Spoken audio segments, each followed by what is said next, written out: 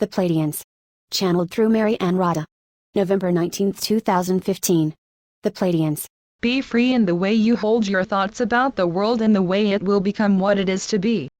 The processes that are underway are being monitored by interstellar beings whose sole purpose is to facilitate the self-sustaining transformation of worlds.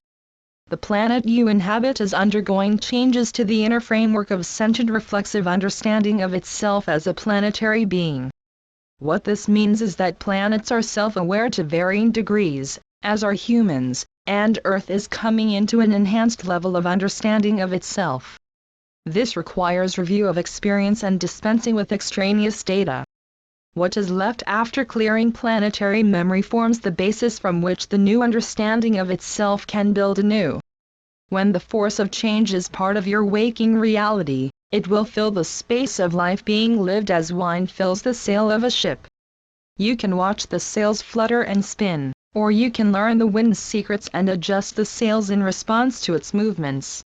Know that it is far better, for you and for the fleet of ships that comprises the whole of humanity, to raise the sails to catch the winds rather than sit and talk about things while the winds pass.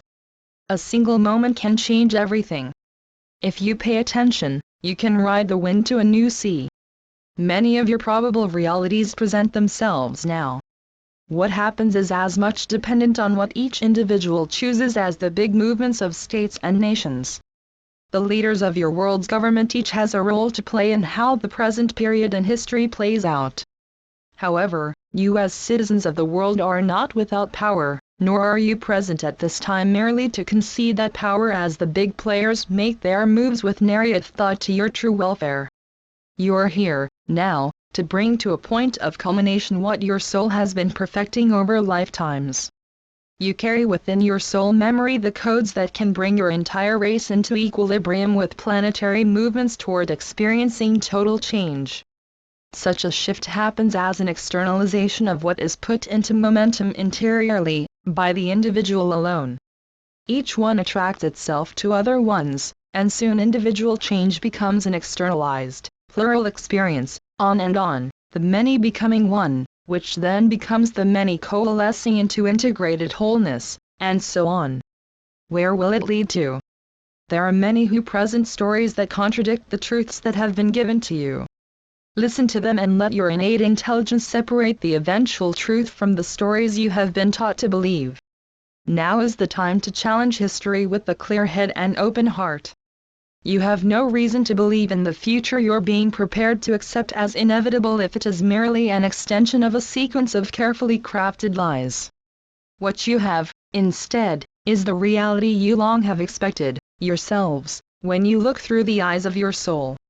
While as individuals your expectations vary from one person to the next, from the levels of soul, what you experience in the world is precisely what your soul-level self has decided to have the experience of. Even what you perceive as mistakes, even what you feel as pain or fear or anger, these are all things you and your soul-level self have chosen to experience. While this may not be a very welcome bit of news for those who are experiencing such things now, the world will show a golden rainbow after the storm of tribulation ends. For now, dear human family of Earth's time and place, we ask to have only a tiny portion of thought where it may be put to best effect, and that, for a moment, is in considering that everything you need to know is indeed accessible to you when every perception is cleared from the distorting effects of belief. The lens which focuses the light of mental clarity is one which only has the property of unadorned truth. Even to have the intent to let go of belief is associated with the belief that something has the power to hold you. Only when you know can you be without belief. Only then will you truly be free.